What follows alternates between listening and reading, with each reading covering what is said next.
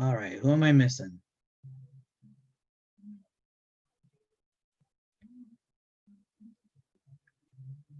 Can you all hear me? No, I can't hear you, Candy. But I can see that you were talking. Can you hear me now? Yes. I cannot, but You Hi, can't Zach. hear. I can hear you, Candy. Okay, because I'm unmuted, so I just wanted to make sure everything was good. Yeah, for some you hear me? reason my camera's not working, but Can you hear me? yes. Hi, Robin. nice. I don't think Okay. I can hear anyone. Okay. Zach, I can see you. Colleen, it looks like you're trying to connect to the audio, but it's not connecting.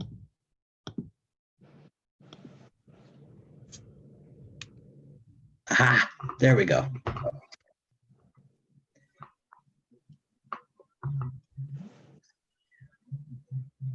You hear everyone, Zach? I think we're missing Dustin for sure. And Candace.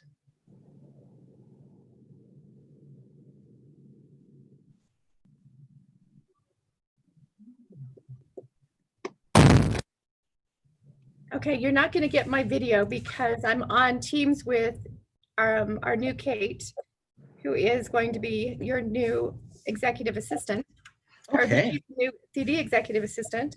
She's amazing. And you won't get her video either because we're on Teams trying to do minutes. Awesome. No. You're going to love her. She is great. That's great. Yeah, she's fantastic. All right. Well, we'll just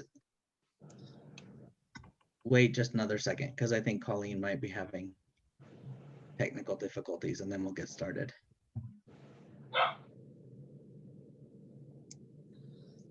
Jay, can you call Colleen and check with her?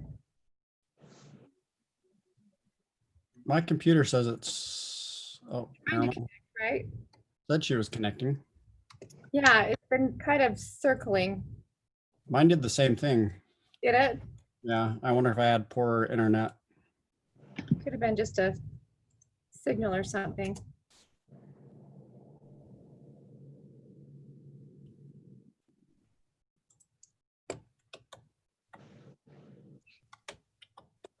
Hey, I'm selling a sound system if anybody wants one. Yeah. Hey, Zach, who do we talk to at Murray to get your website changed for builders?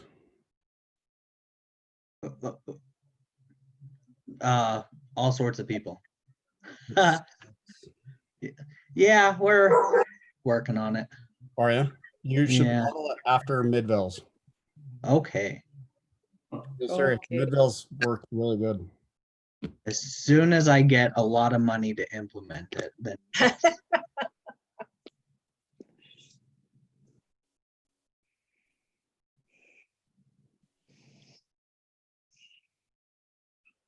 Okay, I'm ready. I know. I'm just waiting for Colleen.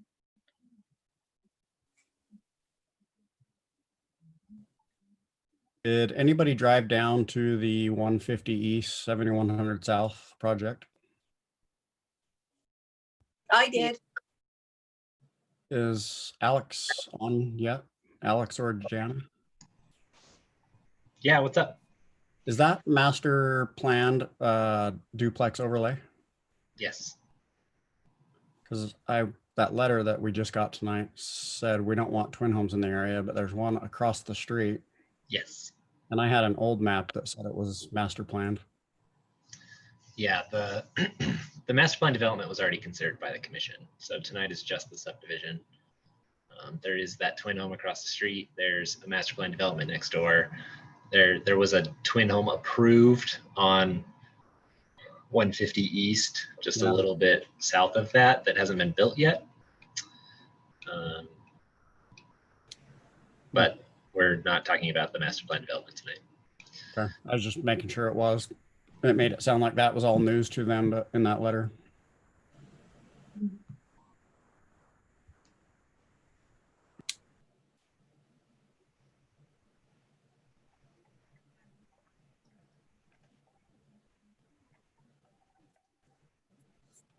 I wonder if we called Colleen and asked her to join without video, maybe it won't take as much streaming. power.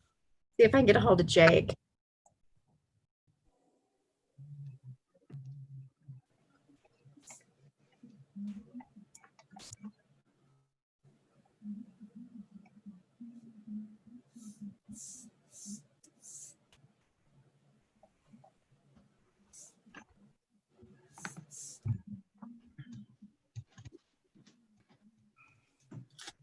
Alex, can you call Colleen? Jake doesn't have her number. I can't get this. Oh, yay. Oh, we can hear you. I can hear you. I'm on. Okay, And that's okay. that's all we need is to hear you. You're good. Okay. Can you see me? No, No, but that's okay. Oh my God. You're All okay. right. So I'm gonna get it going. So welcome everyone. It's 7:07 and I'd like to call this meeting of the Midvale City Planning Commission to order. I've been asked by Midvale City staff to read the following statement. This meeting will be an electronic meeting without a physical location pursuant to Utah Code 52-4-207 as amended by House Bill 5002.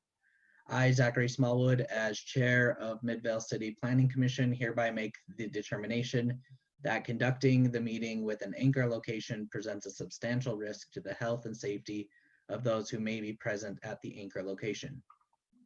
This determination is based upon the fact that the city is unable to ensure compliance with the guidelines and public health protocols mandated by the state's current risk phase. So with that, Rory, if you could take a roll, please. Yes, Chair Smallwood. Here. Vice Chair Tippett. Here.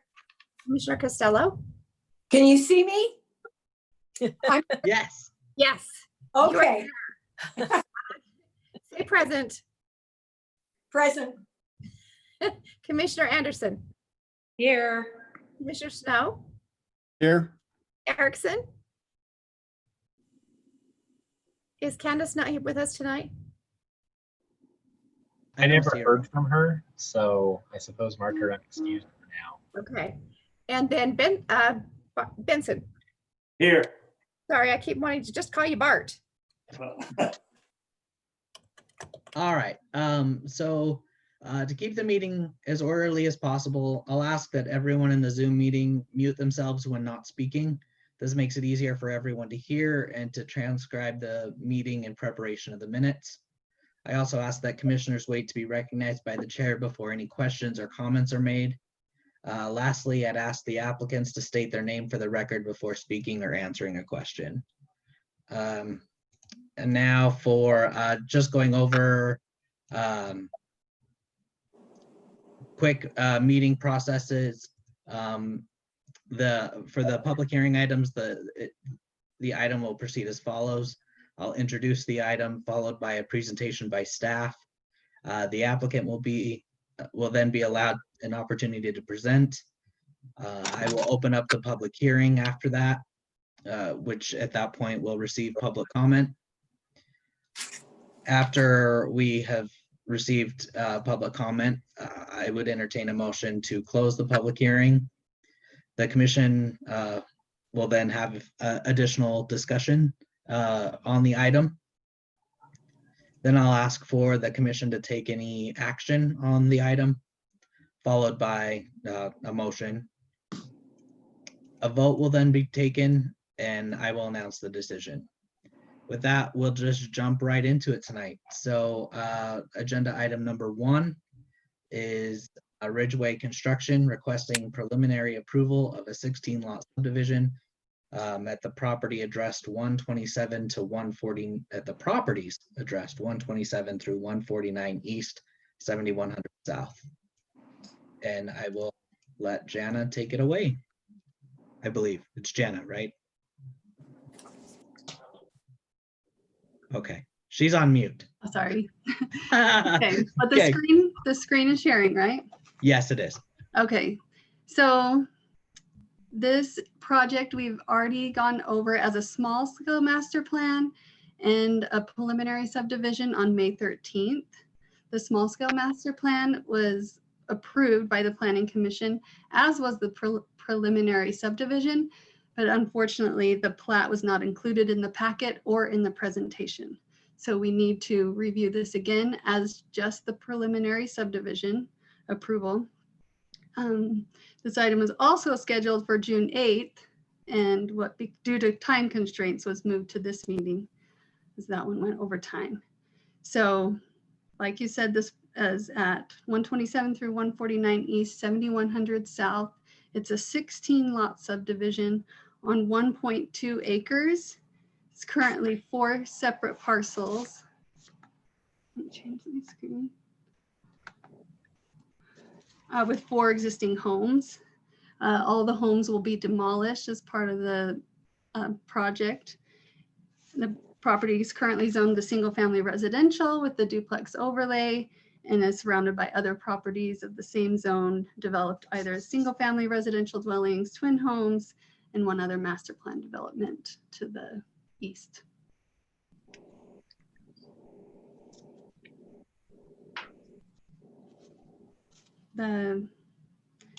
So this is the actual plat, which I said before was missing in the recent or the previous presentation, showing the 16 lots and the common space. It does have a private road along there. The subdivision does comply with the requirements of Title 16, as well as the SF1 zone requirements under the master plan development provisions, which does allow this multifamily configuration. The master plan development requires articles of association and bylaws for a homeowners association be recorded as part of the final subdivision plat, and staff recommends that as a condition of approval.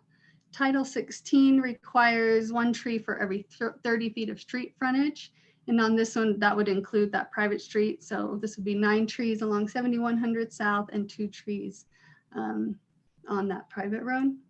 And staff recommends that be a note on the plat as well and a condition of approval.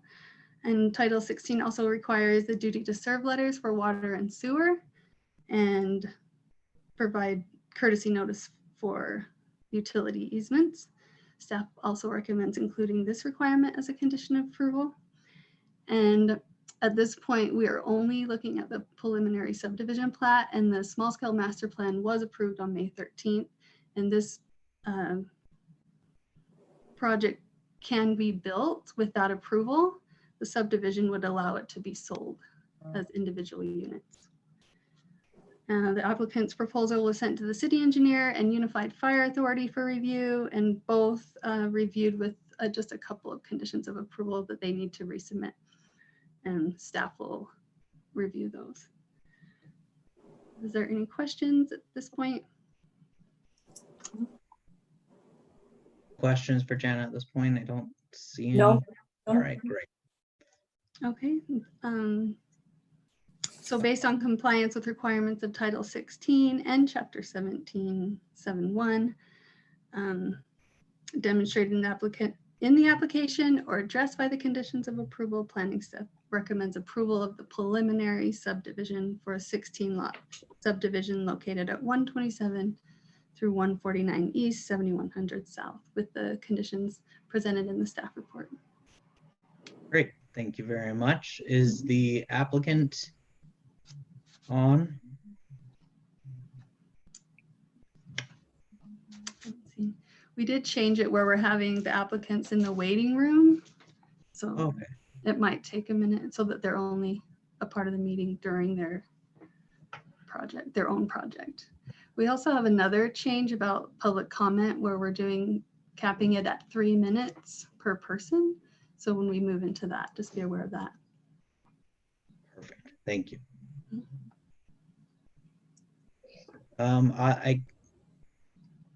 I will assume that the applicant is not on then.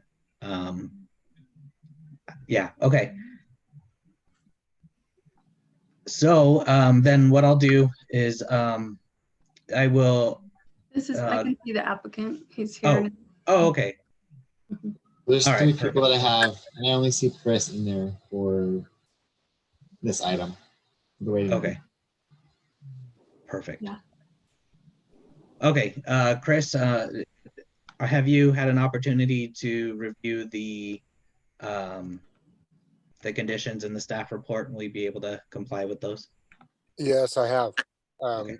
And those are quite easy to meet. In fact, I think they already have been met with a new submittal that we have already turned in. Okay. Is there anything else that you'd like to add to Jana's presentation or anything like that? No, I guess like she said, we're moving forward. This is making it so that we can sell them individually and not just be one big project. Okay, great. Any questions from the commission for the applicant at this point? I don't have any. Colleen, I don't have any. Okay. Doesn't look like anybody does. All right, so I will go ahead and open the public hearing portion of this item. This is the portion of the agenda that allows any person to express ideas, concerns, comments, or issues. If you would like to comment on a public hearing item, you will be allotted time during the public hearings portion of the meeting, which is now. I ask that you email your comments to Alex Murphy at amurphy@midvale.com.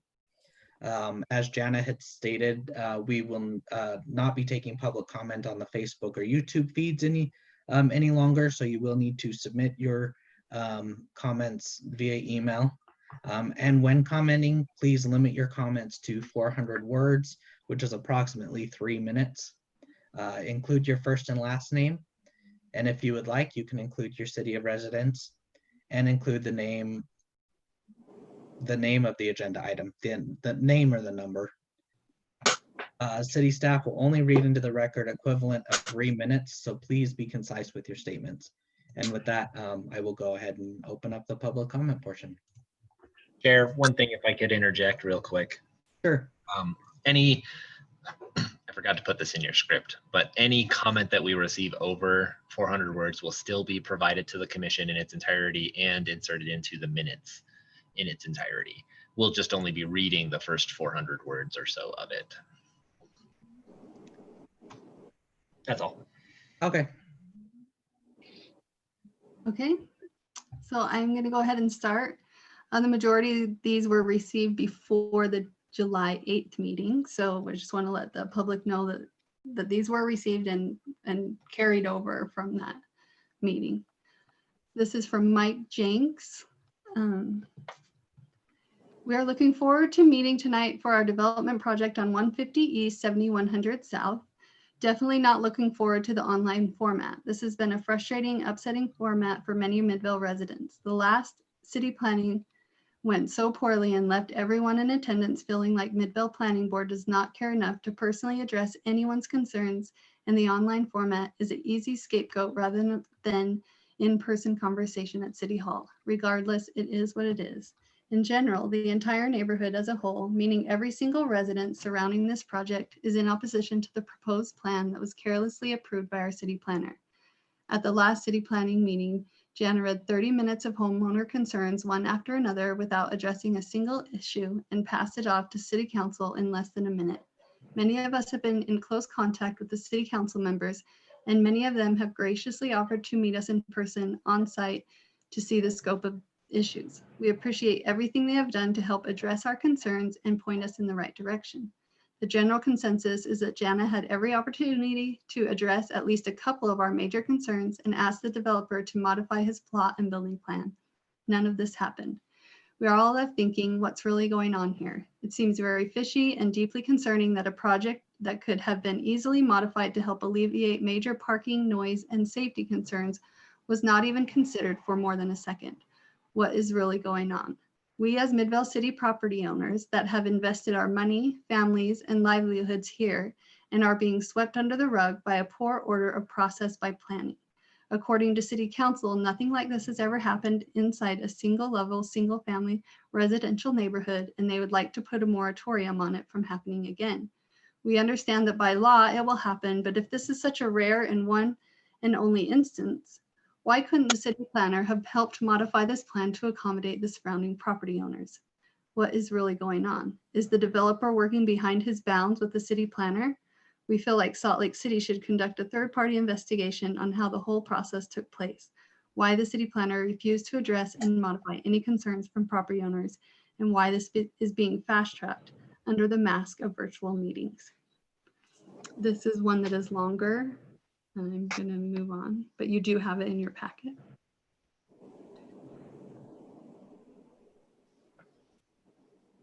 This one is from Kristen Stanley. I live in the HOA street east of the proposed subdivision. I have a couple of comments and/or suggestions regarding this pending construction. The number of proposed homes, 16. I feel this is too many for the space that is being considered. 12 to 14 at most would be a better fit for the community and its neighbors. The amount of extra parking for 16 proposed homes equals visitor space 7. This isn't enough extra parking space for visitors. Consider decreasing the number of units on the street. This would allow additional spaces for parking at both ends of the road. My street has 9 units, which has visitor parking on either end of the street, 4 extra spaces. This isn't enough. This has created ongoing tension between the residents for years.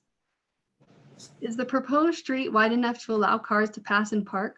On my street, visitors and residents aren't allowed to park on the street due to the narrow design of the street due to fire code, resulting in car accidents from residents backing into cars or limiting residents to get to their homes by the cars parked in the road. Fire trucks and police cars have struggled to navigate the narrow street. Will 7100 South allow residential or additional resident parking for this new neighborhood? Where will the residents put their garbage recycling cans to be picked up? 7100 South? Increase of traffic and speed on 7100 South and 150 East. The corner of 7100 South and 150 East is a blind corner. People driving up or down this road take this corner at a higher speed than suggested, which has created several near-missed accidents of cars and residents. Consider speed bump before or after the corner to slow the drivers around the blind corner. When is Midvale City or the utility company going to remove the old unused utility poles that have been left behind after the updated road construction? 7100 South, 150 East from 2018. The sidewalk isn't finished due to the unused poles, leaving an open gap of dirt and rocks, directing residents to walk in the road and around the poles.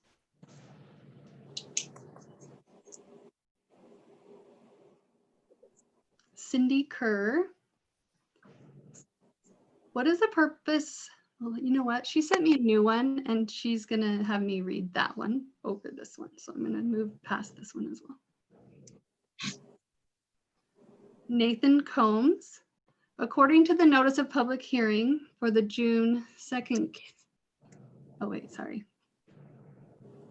The body is. We are opposed to the proposed development, small-scale master plan at 127 through 149 East 7100 South in its current form. We believe trying to cram in 16 units into the current 4 house lots would not fit the current residential neighborhood. Most of the neighborhood is single-family, 1-story homes. The proposed 2-story quadruplexes do not fit in. Going from 16 to 20 residents to a possible 64 to 80 residents would be a huge burden on existing infrastructures and increase traffic and noise exponentially. We do not believe that there is enough existing parking for the development. Only 2 parking spots per unit with 6 overflow spots and no driveways to park on seems insufficient. Residents and visitors will spill out onto 7100 South, which is a very narrow street. This would be a dangerous safety hazard for trash collection, snow removal, and emergency vehicles. We believe the current development is too dense for the area. More parking and room between the proposed units and existing properties would be optimal. In addition, we have solar panels in our backyard on poles at the property line, not on the roof. It is a significant investment and we do not want that to be blocked or shaded. We're not against some development. We hope some favorable compromise can be reached, allowing some suitable development to occur without harming the current aesthetic of the neighborhood. Sincerely, Nathan and Veronica Combs. This is Stephen Lambert. In response to the public hearing notification regarding above listing, here again are my comments. I find this development offensive to the neighborhood. It was designed for maximum profit for the developer and very little consideration to the residents of the neighborhood. Yes, it will provide housing and city revenue. It will attain this by being out of character with other structures in the surrounding area. My request and vote asks the review committee to implement much more stringent guidelines to keep development in an architecturally homologation to help build character, continuity, and appreciating worth in our community. Let's make Midvale a leader in community integrity, which will add the most value and revenue to the city. I reject this proposed development as it will immediately devalue the neighborhood and ultimately devalue the community. Let us build with integrity.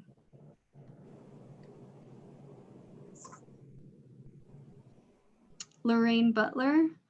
I am confused by duplex overlay and see multi-level housing units. If it is not a duplex, give the public the idea that it may just be a duplex. Most of the areas are duplexes and single family. Connected housing on 0.033 acres with 1,400 square feet seems to be close. I hope that enough parking is available, that it will not spill over into the neighborhood when having guests.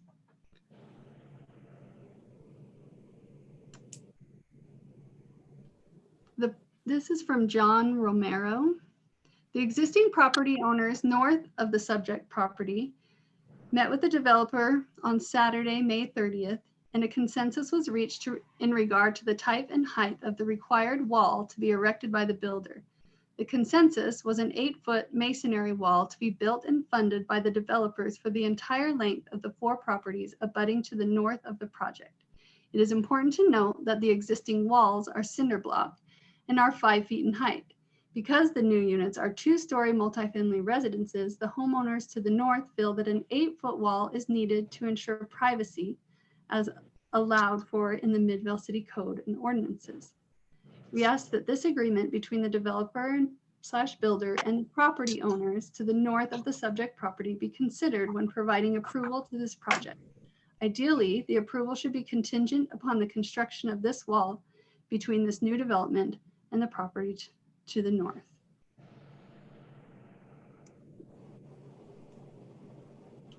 Alfred Kessler, former home builder of 287 homes and developer of 5 subdivisions in Murray, Summit County, Sandy, Salt Lake City, Mount Olympus, West Valley, South Salt Lake, Vernal, and Midvale.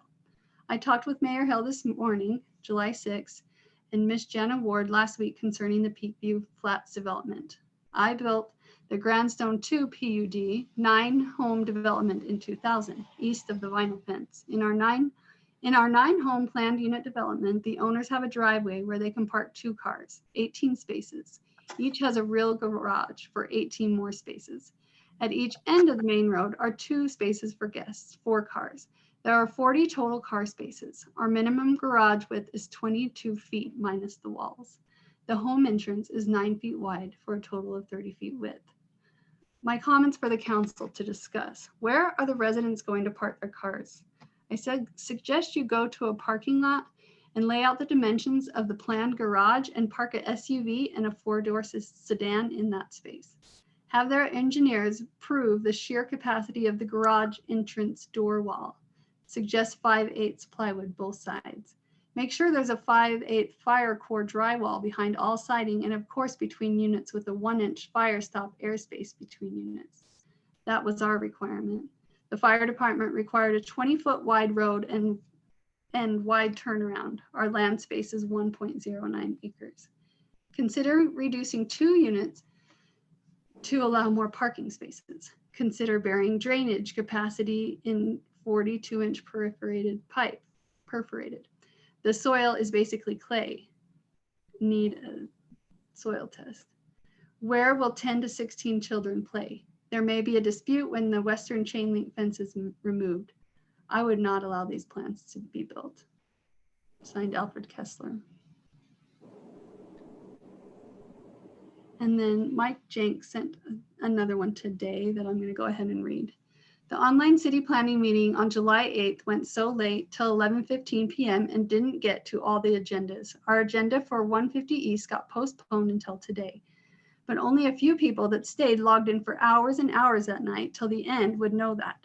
No new notices were sent out to any residents or signs posted on the property informing anybody of this change in the scheduled meeting date. I've received a couple of texts from neighbors asking if I knew what was going on, since there has been a complete lack of information sent to the property owners about this meeting. Another way to keep sliding this project through without informing residents of what's going on around them by the city planner. We are requesting a postponement in the meeting until Jana can properly, respectfully, and legally inform residents within 300 feet of when city planning meetings are scheduled for projects directly affecting us. And then I do know I have one more in my email.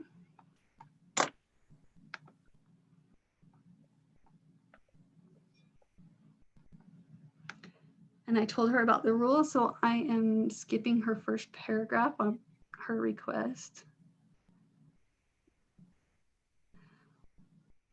Let's see.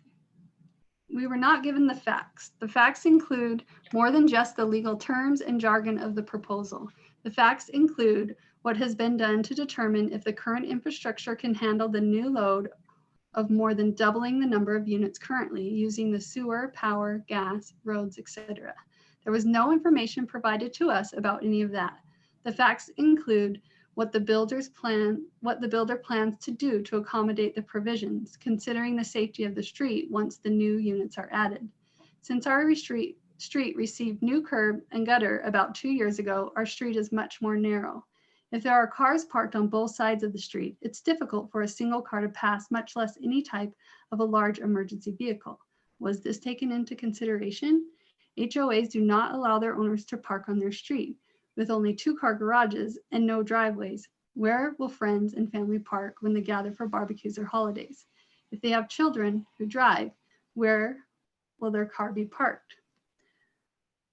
While it may be the Planning Commission's responsibility to work to change the ordinance, nor would that help our current situation, it does appear to be your responsibility to ensure that conditions or provisions that apply to new development are met. The provision for adequate parking, protecting personal property owner rights, and promoting good order, comfort, convenience, and aesthetics of its present and future inhabitants clearly has not been taken into consideration for this development. While 6 additional parking spaces for 16 units with driveways might be considered satisfactory, it is absolutely would not be without driveways. Allowing a 2-story structure to be built only 8 feet away from the property line of a current single-level home will not be aesthetically pleasing. It will look awkward and out of place, and it will also invade the privacy and personal property rights of the current homeowner. Why were these provisions not addressed in the hearing? I think I can safely say that all of our main concerns are likely exactly the same concerns that you have heard before, probably numerous times. Parking, privacy, safety, traffic, and noise will be directly impact all residents of any new development. So why weren't any of these issues discussed for this proposal? It should be a standard practice that these provisions are discussed and followed without there having to be a public outcry. It doesn't make sense to me that none of these were even mentioned for this proposal in this meeting by any of you, even though clearly there were concerns. How can you make a balanced decision on what's best for the community without a healthy discussion with the community? We didn't even receive a copy of the details of the proposal because they forgot to include it. A few of us didn't receive any notice until a couple of days before because it was sent to the wrong address, not to mention that we were in the middle of the pandemic. That meeting was a failure. And I'm going to stop there, but I will send this one out to everybody as well. And that's the end of the public comment from my end. I don't have any to add. I'm sorry, did you say you do not have any to add? Correct. I don't have Oh, any. okay. So with that then, I would entertain a motion to close the public hearing. This is Candy. I'll make a motion to close the public hearing. This is Colleen. I second it. Okay, it's been moved and seconded. Rory, if you'll take a roll call vote, please. Yes, Commissioner Tippett, Yes. Costello, Yes, Anderson, Yes. and Snow. Yes. Thank you. All right, so the public hearing portion of this item is now closed. Well, I'll ask first. Does any commissioners have any questions for the applicant at this time? this is Colleen. I was wondering if the developer would consider maybe cutting out 2 of the proposed 16 units and having either 12 or 14.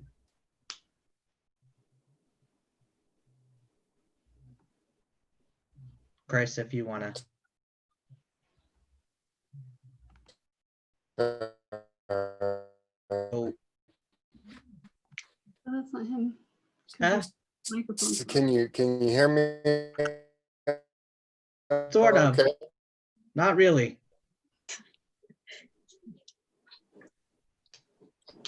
Just our night with technical issues, it seems. I'm sorry. I am trying to. Okay. I think I'm unmuted now. You are unmuted. Okay. But, oh wait, I. Okay. I think you're having it's being really laggy and really metallic. Can everybody else mute? Pardon? Would that help? That can help. I think he dropped. So we'll see if he, oh wait. Yeah, I think he dropped. But while we wait for him to come back, I had some questions that specifically had addressed to staff. So let's start off with traffic concerns on 7100 South. Are there adequate sight lines on 71 on that intersection that she was speaking about? I apologize, I didn't write her name down. I haven't verified that in any way besides Keith, the city engineer, is the one who would be looking at that kind of stuff. Okay. And he hasn't brought anything to your attention at this point? No, Okay. I did talk to him about that, those utility poles, and one of them, there's 2 different ones. I'm not sure where they are exactly, but one is already scheduled to be removed, and one, he said he just doesn't know when it would be. Okay. And I guess that was another of my questions. So is that Midvale's responsibility to remove those utility poles, or would that be the responsibility of someone else, like the utility company that it is? I am not sure on that either. I think that it was the one he said was getting removed was part of a project, so Okay. it was just happening. And then let's see, has the engineer had any concern? Did he express any concern about the availability of infrastructure? No, in fact, because this is a small scale master plan, they've already submitted their final site plan, and they have sewer and water letters already. Perfect. All right, and I see Chris back on, I think. I hear, yeah. So I really apologize. I am trying to be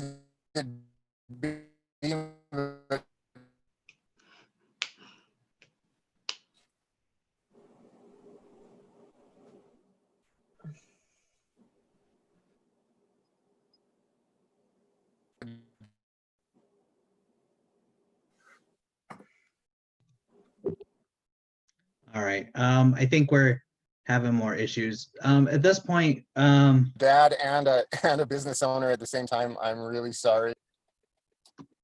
that's okay. I'm wondering if, sorry, Jana, you're on mute. He could email me and I could answer if you want to try that. I will do that. Okay.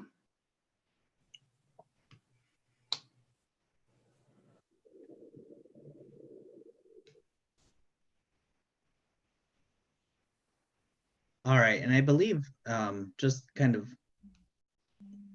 looking at this, I mean, the masters, you said the plan was already approved. The master site plan and everything like that was already approved. So I don't know if we could really remove units, could we? I mean, this is pretty much just a plat. Moving forward, he has an approved set of plans and has already submitted the next step. The final site plan has been submitted. His building plans are already drawn up and ready to go. The final site plan should be approved probably next week.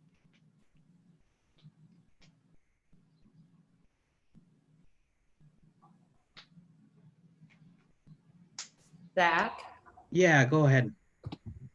aren't we just approving the plat? Yeah, at this point, that's all I mean, that's we're all- reviewing Yeah, is if it meets the subdivision requirements. That's kind of what we're looking at this point. So, I thought we should just move on then with that and not, okay, that makes sense. I mean, yeah, for it's sure. already been approved and everything, then I think we better just take care of the plat situation. I agree. I'm just making sure that I wanted to make sure that I addressed a lot of the comments that were given, because we've been accused of not doing so. So Well, and I was just wondering, this is Colleen. I was just wondering if, the two could be removed, that was just a mere question that I had. yeah, which I think it would require an amendment to their site plan at this point. So it would have to come back if they did. So at this point, really all we're doing is looking at the plat and approving. Yeah. I do want to address that last, I got the email today about they were feeling like this meeting wasn't noticed. So we're not required to re-notice when the meetings go over like that. So it was announced in that meeting and the agenda is posted in a number of places and everybody had my contact. So, but I do want everyone, the commissioners, to address that question of like not proceeding based on notice, because that was the comment I received today. Yeah, and I don't think there's an issue there. I mean, it lays out in our bylaws what constitutes requirements, and we're meeting everything for that, because from everything that we've done. So I don't have any concerns there. Does anybody on the commission have any concerns with appropriate noticing? No. No, Okay. Thanks. Then with that, if you guys don't have any further discussion or anything, I would entertain a motion at this point.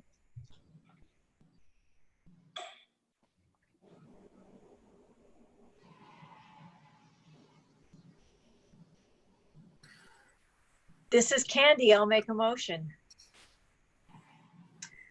I move that we forward a positive recommendation to the Midvale City Council for approval of the preliminary subdivision at 127-149 East, 7100 South, with the findings and conditions of approval presented in the staff report. I'll second that, Colleen. Okay, it's been moved by Candy and seconded by Colleen. Rory, if you'll take a roll call vote, please. Yes, Commissioner Costello, Yes. Anderson, Yes. Snow, Yes. and Tippett. Yes. Thank you. Great, that passes unanimously.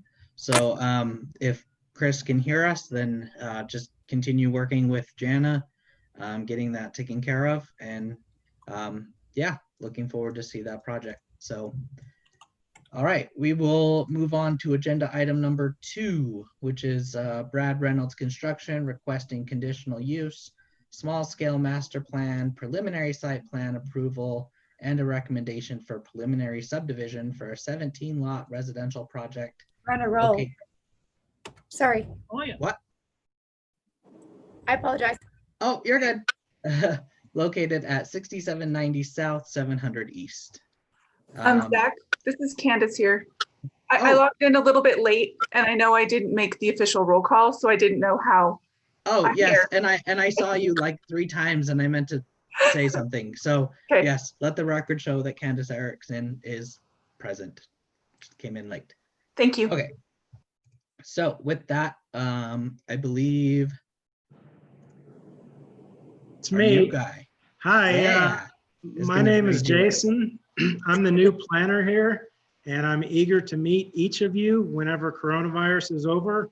If you'd like to come in anytime on your off hours, I'd be happy to meet you then too, but it could be months, who knows.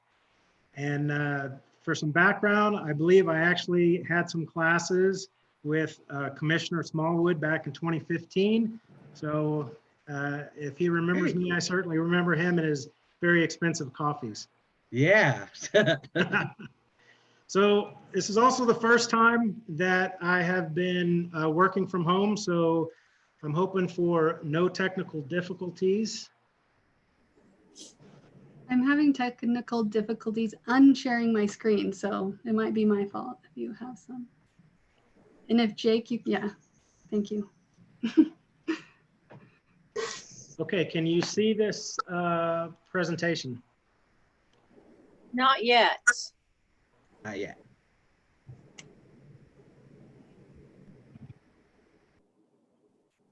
Let's see. How about now? There you go. Yep. Okay, so this item was number 6 on the July 8th agenda. We ran long, so it's today. This is for a small scale master plan and preliminary subdivision, 17 lots on 6790 South, 700 East. Here's your vicinity map. This is about 500 feet south of Belt Route 215 on the west side of 700 East. There's about 200 feet of frontage along this development. Those 2 lots will be consolidated into one in order to make it one large lot that will then be 17 units. I want to make sure that you know what's happening with this project. There's 4 applications for this. There's a conditional use permit to allow this 17 unit small scale master plan development in this SF1 zone. There's then the application for the actual small scale master plan development. There's a preliminary site plan as part of that master plan development.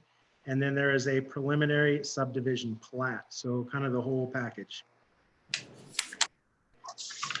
So I've been told to brief quickly. So instead of reading through the staff report that you have access to, what I'm going to do is just hit the highlights, possibly talk about a few things that we're concerned about or want to call out, and then move quickly through it. So here's the preliminary plat, and it does meet all of Title 16 subdivision requirements and Title 17 requirements for a single family residential with duplex overlay.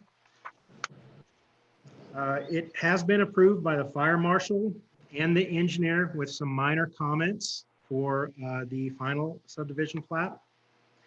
It's going to be 17 lots, 5 different buildings. You see that 2 of the buildings are 4plexes and 3 of the buildings are 3plexes. There is a private street that ends in a double stub street right there. They're proposing 4 street lights, 1 at the entrance, 1 at the intersection, and 1 at both ends of those stub streets. And I wanted to point out that the Jordan and Salt Lake Canal is to the west of the property. 2 of these units will be exiting onto 700 East, and the rest will be accessed from the stub streets. There is precedent along 700 East for multiple homes that do access, probably the older homes that access 700 East. Move on to the site plan is a little bit easier to see. So here's your 17 units. We think that it does meet conditions of the general plan. The mass, the scale, the design of the proposed subdivision is compatible with the nature and character of the surrounding single-family neighborhoods, and it is completely surrounded by other SF1 zones, so it is not an island of different development. All these homes are 2 stories, 2-car garages. There's, as required, 6 additional guest parking spaces within the development. Off to the right, I have cut and pasted some information about the open space, the improved common space, and they all meet the requirements for a development of this type. They have some really good pedestrian connectivity and network at this site. You'll see along the western portion, they do have a long sidewalk for walking around the development. They also has a gazebo to the north of pavilion, and they have a playground to the south. This is all open to the public.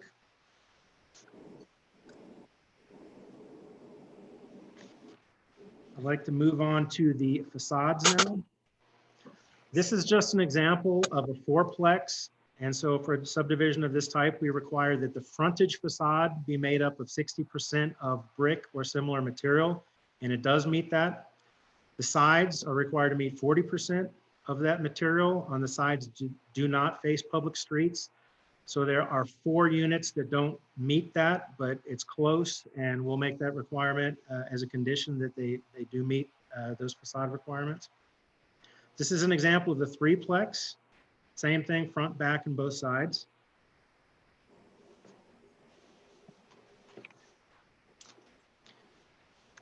And then moving on to the conditions, some of these are standard and some of these address the issues that I just mentioned. So the applicant's going to prepare a final site plan for the officials, the fire marshal, city engineer, and staff. Final site plan, we need a little bit better fence details, a lighting plan. We know they're not even close to that, but that's why it's part of the final site plan. So a lighting plan with photometrics with the final site plan submission. Make sure that elevations for those units 3, 4, 8, and 17 meet the 60% material requirements. They do have a great landscape plan that I've added as additional notes, but I'm not briefing that slide just to tighten up the brief, but they do have enough 2-inch caliber deciduous trees and trees throughout the subdivision. And then any items that are required from Salt Lake Public Utilities regarding that adjacent canal. We haven't heard from them. That's often common. If they don't have an issue, we don't hear from them. Now, these conditions are just for the conditional use permit and the preliminary site plan. We've broken this up so that now you have some conditions of approval for the subdivision plat. Remember, there's 4 applications as part of this. So for the conditions approval for the preliminary subdivision plat, the 2 standard at the top to provide us requirements of the fire marshal, city engineer, and staff. And then we need some CCNRs. We need duty to serve letters from Power and Sewer, courtesy notices from Power, Gas, and CenturyLink, and then any items required from public utilities. So that leads us to the recommended motion that you approve the master plan development. Recommend the city council approve the preliminary plat. So let's end right there. And then, are there any questions? No, I don't have any. Any questions for Jason at this point? No. Okay. Awesome. Then we'll go ahead and is the applicant on? I think he is. I am. Can you hear me? Yep, I can hear you. Great. Hey, Nice to Jason, see great you. for your presentation.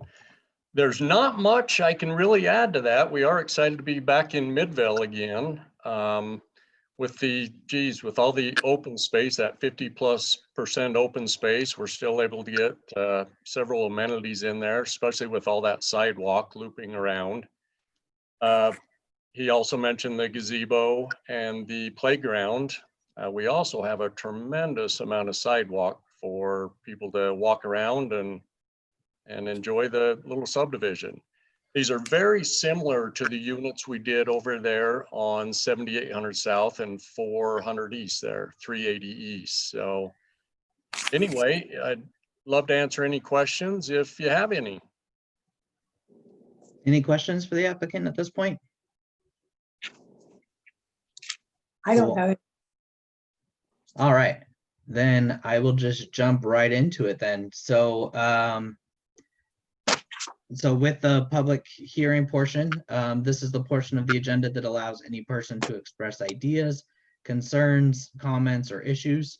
If you would like to comment on a public hearing item, you will be allotted time during the public hearings portion of the meeting. Please email your comments to Alex Murphy at amurphy@midvale.com. We will not be taking public comment on the Facebook or YouTube feeds. When submitting your email comment, please limit your comments to approximately 400 words, which is the equivalent of 3 minutes. Include your first and last name. If you'd like, you can include your city of residence and include the name of and the number of the agenda item. City staff will only read into the record the equivalent of 3 minutes, so please be concise with your statements. Any additional words will be put into the record as well. So with that, public hearing is now open. Okay, Commissioner Smallwood, I have 3 comments, 2 from the same gentleman, and since he submitted one on the 8th and one on the 22nd, I'll read the one from the 22nd because it does run a little bit more than 400 words, and I think the second comment encapsulates everything he was trying to say on the 8th. So this is from Richard Shelley today. Good day, please read at the meeting today and act on this area request. I would like to start with the issue of traffic and speeding on 700 East between Winchester and 7200 South. I have brought this issue to the local police many times. They have responded with some police presence. I brought this up to the road department by asking for deployment of speed radar driver display signage. They have responded by installing 2 units. I had sent an email memo to the mayor and various council members alerting them to the problem along with possible solutions to the future of this stretch of roadway, but unfortunately it went unanswered. The issue I have with this site development revolves around safety and parking. The site does not have enough. The area frontage on 700 East at the moment has at any time has 5 to 7 cars and 2 trucks parked continually. Probably illegal and cause pedestrians to walk closer to the actual roadway, causing very unsafe situations. These vehicles are from another development that also has insufficient parking, and I'm wondering where these will go. The new site is slated to have private roads, so no parking on these roads will be possible. They are narrow and unsafe, but always need to have free access to emergency equipment. This also means that entering and exiting causes issues. Cars will have to wait for exiting cars to exit before they can enter, therefore possibly backing up onto 700 East or vice versa. Adding to the issue will be when vehicles inevitably be parked illegally on 700 East, causing a truly unsafe issue for all. The visitor parking, or as I like to call it, additional parking, does not have enough spaces. Handicap is included in the visitor count of spaces, which are all located at the rear of the property. Also, there are no additional spaces located close to the properties located close to 700 East. The visitors to these properties will inevitably park illegally and unsafely on 700 East. These spaces, although list 2-car garage, do not include basements. This, we know, actually causes a 2-car garage to be a storage area. These are 2 units with driveways onto 700 East. These should empty on the private road, limiting on egress and egress for the complex. Bottom line, more parking and accessible additional parking needs to be found. The other area developments parking areas are already insufficient. Another example is the Fair Meadows development, which forces occupant to park on Enchanted Drive. This action causes a narrowing for 2 cars traveling, and of course, no one adheres to 25 miles per hour. The corner is also limited when a vehicle is attempting to enter from either direction on 700 East. We should develop these sites based on what the past has shown us here and elsewhere, not just accept. 700 East between Winchester and 7200 South has no commercial businesses. All are fed by 7200 South. I would request that signage be placed, that no commercial traffic be placed on 700 East from Winchester to 7800 South, as well as speed to be 25 miles an hour. I would also like for this area to be considered for more pedestrian bike-friendly stretch of roadway. This would transition into Winchester to 5800 South, which is already 25 miles per hour and no commercial traffic. 78 South to 58 South is all residential and some very high density developments. I would request that UTA stop sending the winter ski bus on 700 East. The bus has no stops in this area. It should travel up the Homewood Suites, then turn left on the 900 East, travel to Winchester and 900 East, then continue to park and ride on to Winchester. This vehicle does not have to ride on a residential street. It also does not adhere to the speed limit, has virtually no minor, if any, occupancy. One paragraph left. We personally have had one car take out the telephone pole and tree completely coming from the south. One car from the north take out another tree and flip over. One car take out our fence, turning from 700 East. One car turning from 700 East, take out another tree. I request this project not be approved as is. Final area of concern, the entry to the development, private entry width, ingress, egress only from private road, not other buildings or residences, and the increase in parking situation need to be all addressed for the area residents' safety. The lighting plan, the snow removal plan, the HOA policies, and management plan have not been determined or listed for review. Thank you in advance. The second comment is from Laureen Butler to the commissioners. On the same acreage of land as the Peak View Flats project that we saw earlier, one more unit will be added to the plan. The designs are more compatible and enhance the neighborhood. I thank the developer for the style and charm that can add to the surroundings. Traffic will still be a problem. Lorraine Butler. That ends the comments. I do not have any additional comments, and we have passed our 5-minute mark.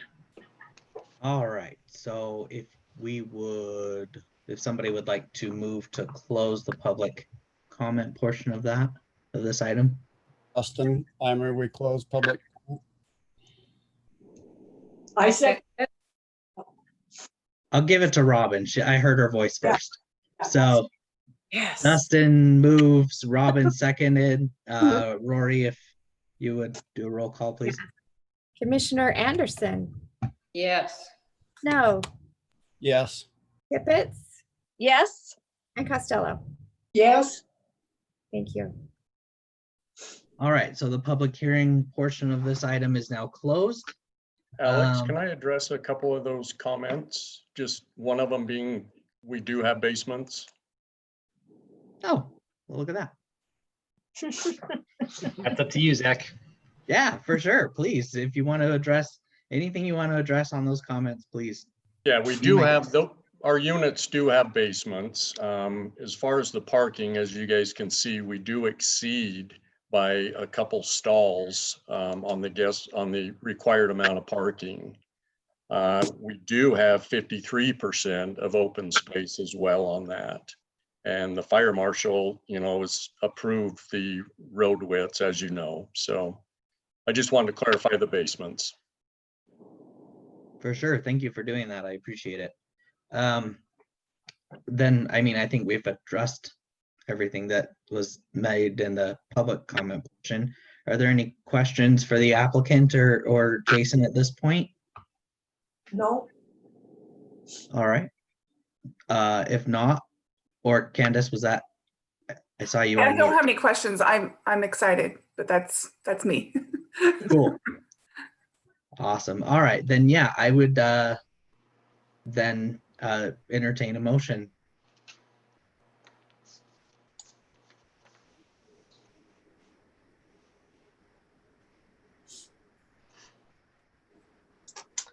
I'll make a motion Thank you. regarding the application for a conditional use permit, a small-scale master plan, a preliminary site plan, and a preliminary subdivision plat for a 17-unit master plan development for Meadows on 7th at 6790 South 700 East. I move that we adopt the findings and conditions of approval presented in the staff report, approving the master plan development, and recommend the city council approve the preliminary subdivision plat. I second it, Colleen. All right, it's been moved by Candy, seconded by Colleen, to approve the master plan. Oh my gosh, I was going to read them all off and now I can't remember them. For the request from Brad Reynolds Construction. Rory, if we can get a roll call vote, please. Yes, Commissioner Snow, Yes. Tippett, Yes. Costello, Yes. and Anderson. Yes. Thank you. Great, that passes unanimously. So congratulations, and yeah, just continue to work with staff to bring that forward, and good luck up at City Council. Thank you, commissioners. Have a good night. You do the same. Thank you. All right, item number 3 is Anderson Wallen and Associates requesting preliminary subdivision approval for a 22 lot commercial subdivision at the property located at approximately 1000 East Fort Union Boulevard. I believe this is Jason again. Is that correct? That's correct, Commissioner. Yep, This take was it away. This was item number 7 on the July 8th Planning Commission agenda, which was then pushed to tonight. This is for a 22 lot preliminary subdivision at the shops at Fort Union, approximately 1000 East Fort Union. This is the location, and these are the 22 parcels. It's the shops, as everyone knows. Okay, so this is being done because there were, it's getting prepared for a commercial sale. So they have gone in and resurveyed, and they found out that the 2018 survey had some alignment errors, some discrepancies with the meets and bounds. And so this new proposed 22 lot subdivision is going to resolve some of those existing boundary discrepancies, and it's going to form a more cohesive network that aligns with the existing conditions on the site. It's not every parcel in the shops. There's 2 to the northeast that are not involved, but these are the 20 lots that they are proposing. Again, these are in prep for potential future sales. There were numerous parking easements recorded over the years, and there is no change to these parking easements. So there is ingress, egress, and reciprocal parking arrangements throughout this preliminary subdivision. There's 8 pages of it because it is so large. So what I'm going to do is give you an example of one of the pages. This is page 1 of 8. So you see it's in great detail. It's going through and demarcating all 22 lots. And they're just resurveying the meets and bounds again. The building inspectors have no issues with this preliminary subdivision.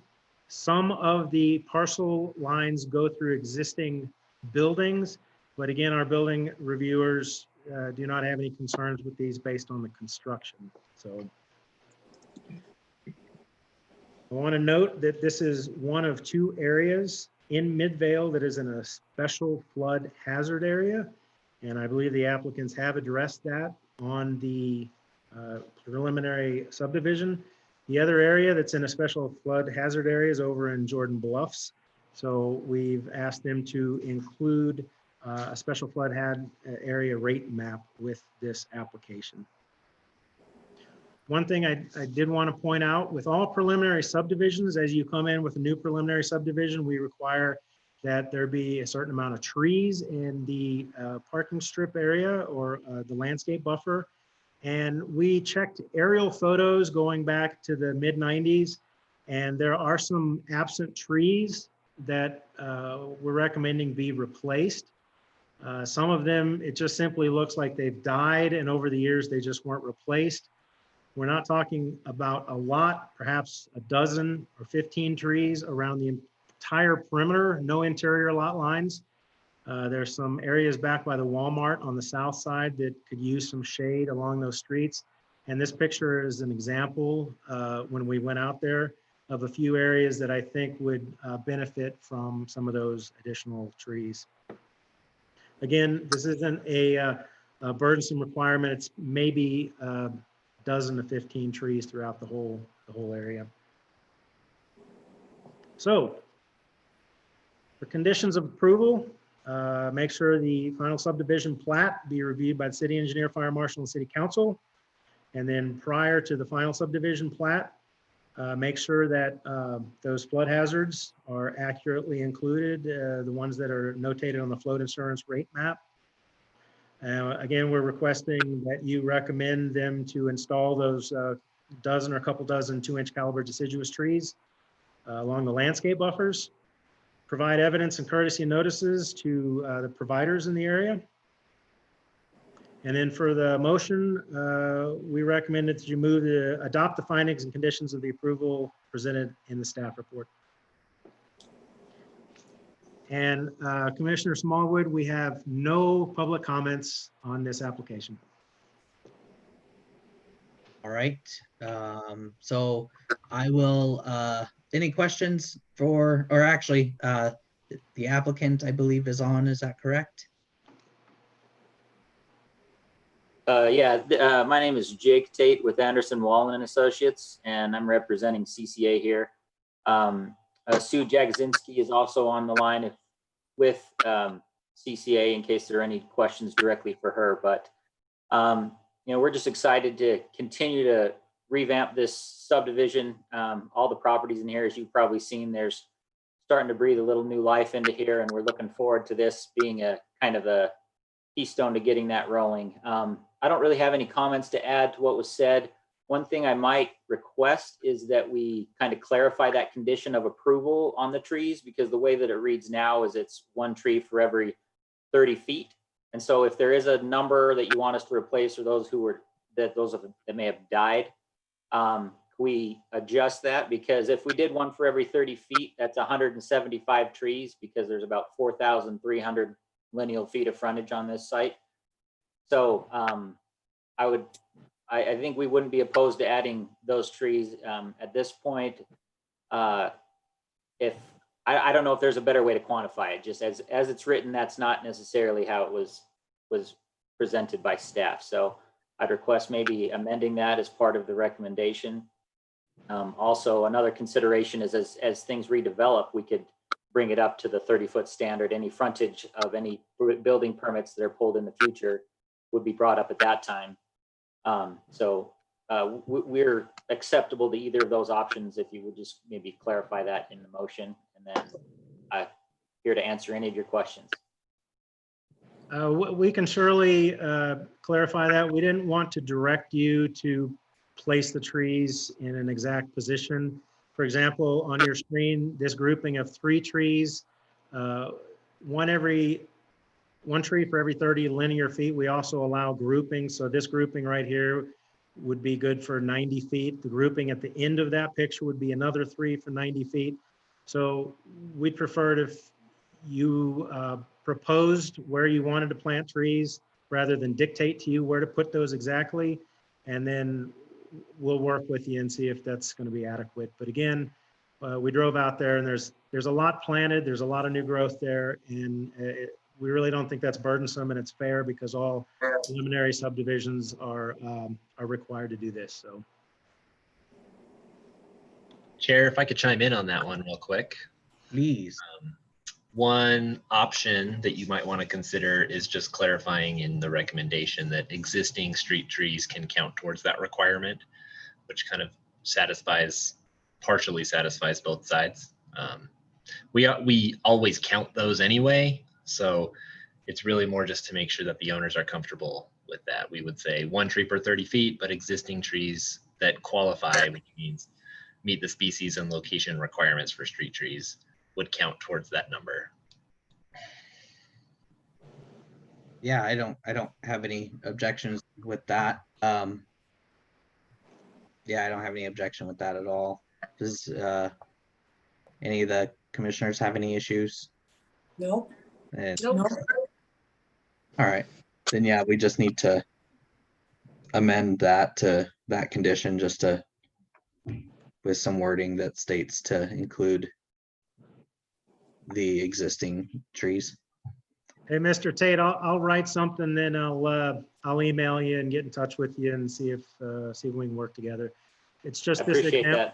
It's just this example right here is pretty clearly probably could use a few trees. It's pretty hot and busy traffic, and trees just provide that necessary landscape for people to enjoy the shopping experience.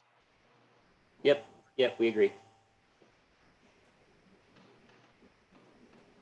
All right, so if anybody has any questions for the if nobody has any questions for the applicants, I would entertain a motion or. You still I need already to open did- the public hearing. Sorry, I went too quick. All right, so I will go ahead and open the public comment portion of this item. This is the portion of the agenda that allows any person to express ideas, concerns, comments, or issues. If you would like to comment on a public hearing item, you will be allotted time during the public hearing portion of the meeting, which is now. Please email your comments to Alex Murphy at amurphy@midvale.com. We will not be taking public comments on Facebook or YouTube feeds. And when commenting, please limit your comments to 400 words, which is equivalent of 3 minutes. Include your first and last name. If you would like, you can also include your city of residence. And lastly, include the name and number of the agenda item you're wishing to speak to. And lastly, city staff will only read into the record the equivalent of 3 minutes.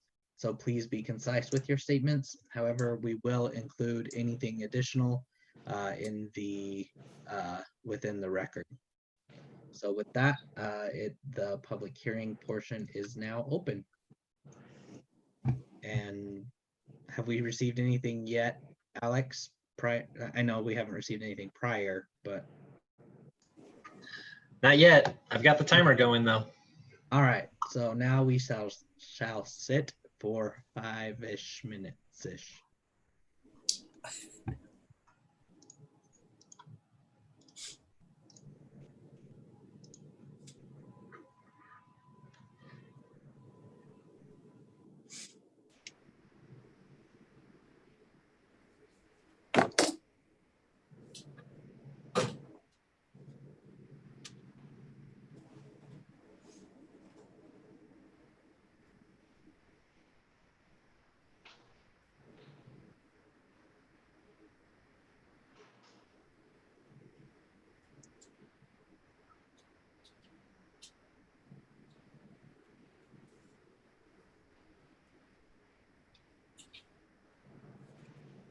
Since this is my first Zoom meeting, I wasn't told of the etiquette, and I was told I could wear a collared shirt and boxers during these public meetings.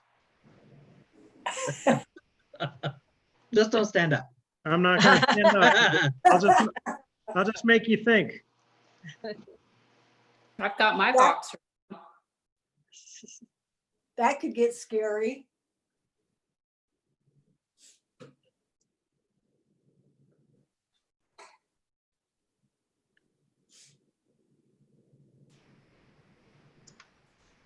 I've got a 2-minute warning. Woohoo.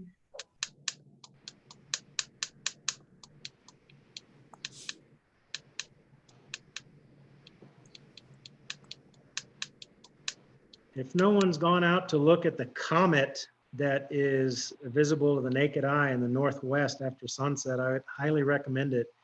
It's really phenomenal. It's the first comet that's been visible to the naked eye since 1997 and could be the very last one for many, many years. So it's an interesting date. Take your kids, take your significant other, and go enjoy it. Cool.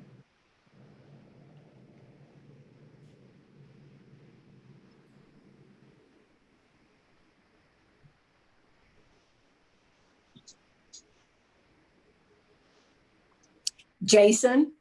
Yes, ma'am. This is Colleen speaking.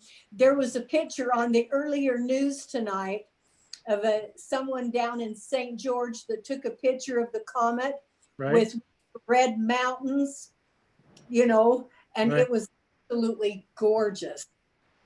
Actually, tonight is the closest point of approach to Earth. So it would conceivably be most spectacular tonight, but it's visible for another couple weeks.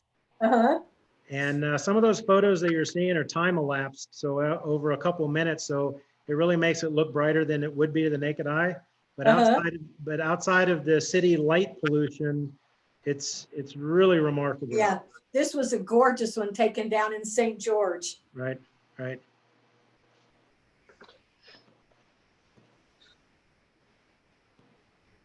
Hey, Zach, can you fuel up your jet? We'll fly down there and check it out. My jet? I have no Yeah. jet. Alex? Jet, Zach, we're all going. That sounds like a good idea. Right? Unfortunately, mine's in the shop. Darn. Also, our 5 minutes is up now. All right. Well, since we didn't get anything, I would like to make Oh. a motion to close the public hearing. all right. I'll second it. All right. It's been moved by Candy and seconded by Colleen to close the public hearing.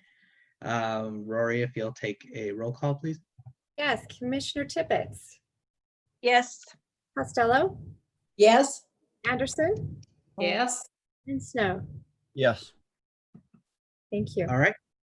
Thank you. The public hearing portion of this is now officially closed. I don't have any further questions for the applicant or anything. Does anybody else have any questions? No, I don't.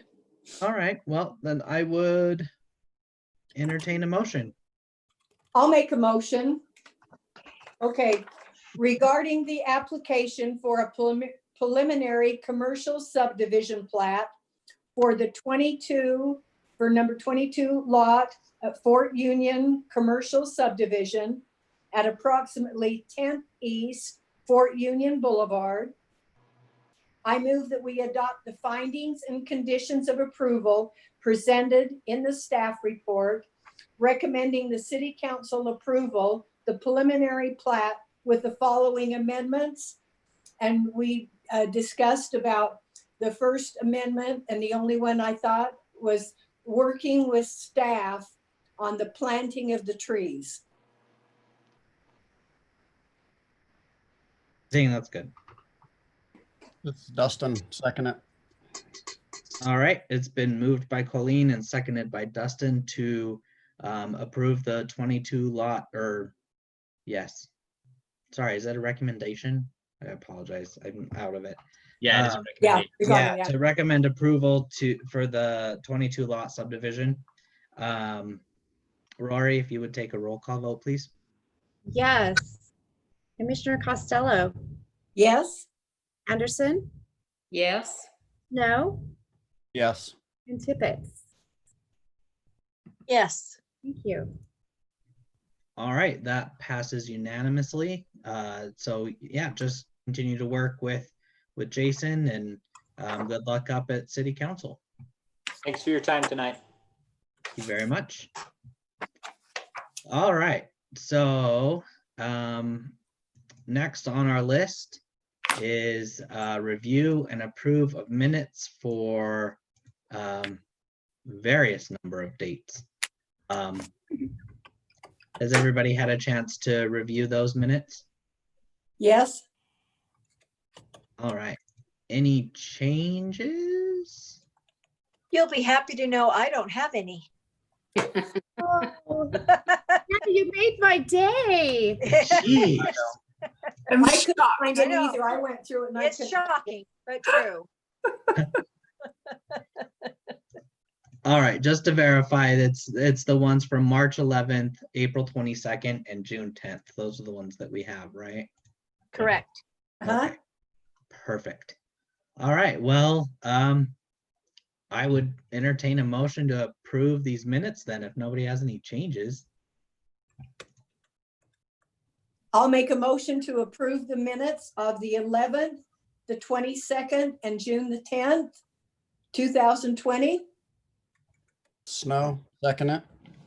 All right, it's been moved and seconded to approve the March 11th, April 22nd, and June 11th, 2020 minutes. Rory, if you will take a roll call on that, please. Yes, Commissioner Anderson, Yes. Snow, Yes. Tippett, Yes. and Costello. Yes. Yay.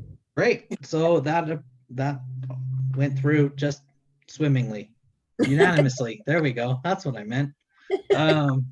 All right, so Agenda item 5, staff update, upcoming meetings and projects.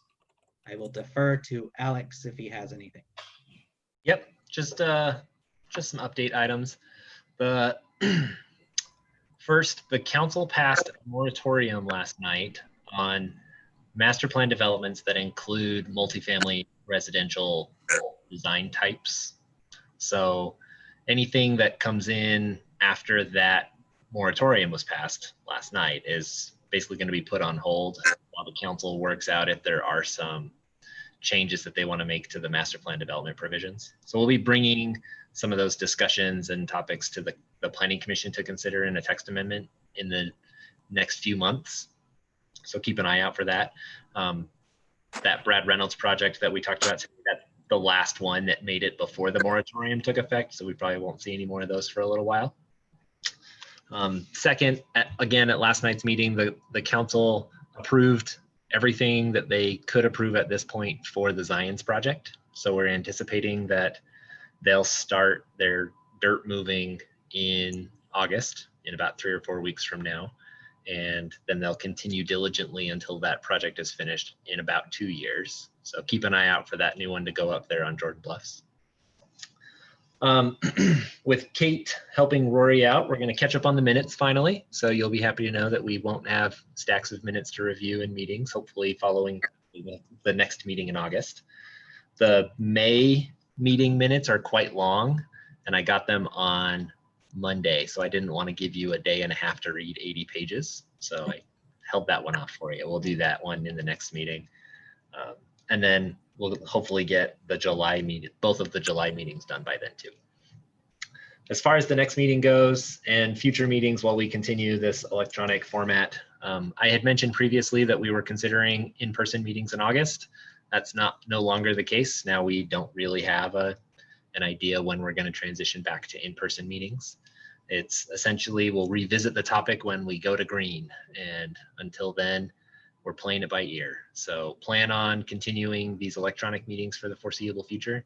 And we still might be tweaking some of these public comment processes as we try and work out the best way to balance the needs of getting through agenda items and ensuring public participation.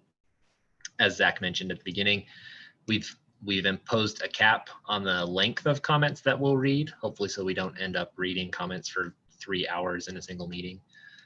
But still provide the full comments to the commission in advance as much as possible so that you can read through any written comments beforehand. The August 12th meeting, for the August 12th meeting and beyond, we're also going to try and impose some limitations on agenda length. So instead of having 7 to 12 items per agenda like we've had the last few months, we're going to try and cap it at about 5. And it's going to be kind of a squishy 5 as we try and figure out the best way to balance, again, moving the process forward while still allowing public participation. Our August 12th meeting right now has 4 items on it. 5 items on it. One of those might drop off, so it might drop to 4. So that one will be hopefully not as long as the last meeting, but it'll probably be longer than this one. And I'll be sending out agendas again about a week before that meeting.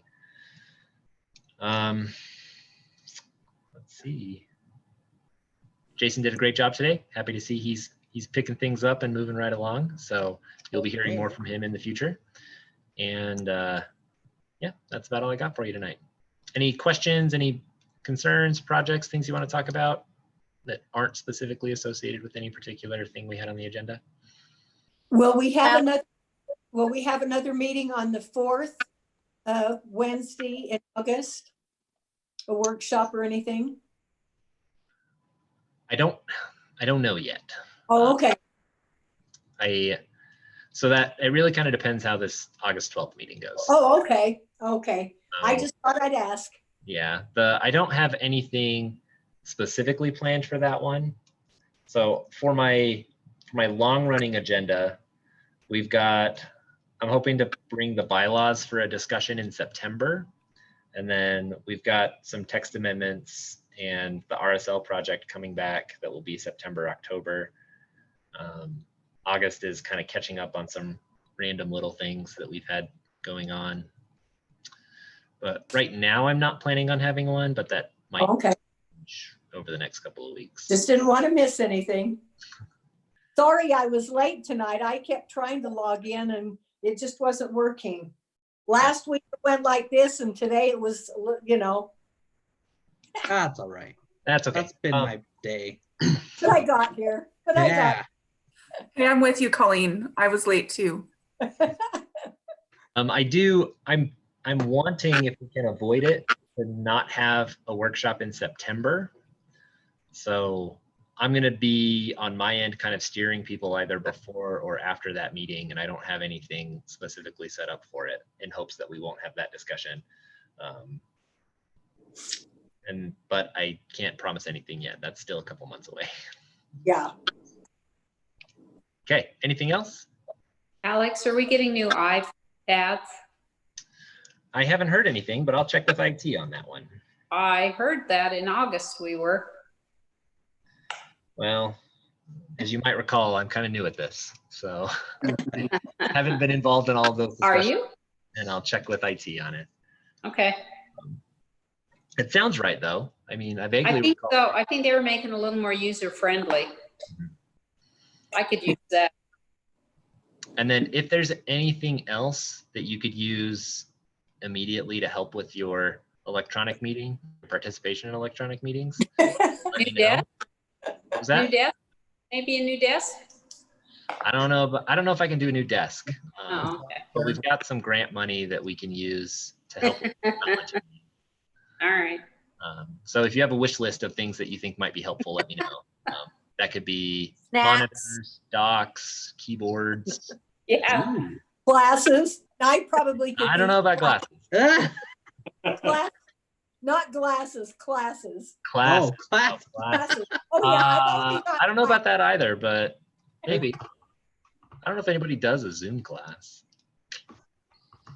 Sounds like a money-making opportunity.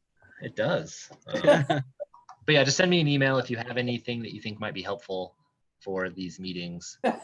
We do have to get that sorted out as soon as possible. So like you could not send me an email soon enough if you think of anything. Cool. That's all I got. All right. Well, you can't go yet, Dustin. Not until I get a motion. Okay. I'll make a motion. I make a motion that we adjourn the meeting at 8:34.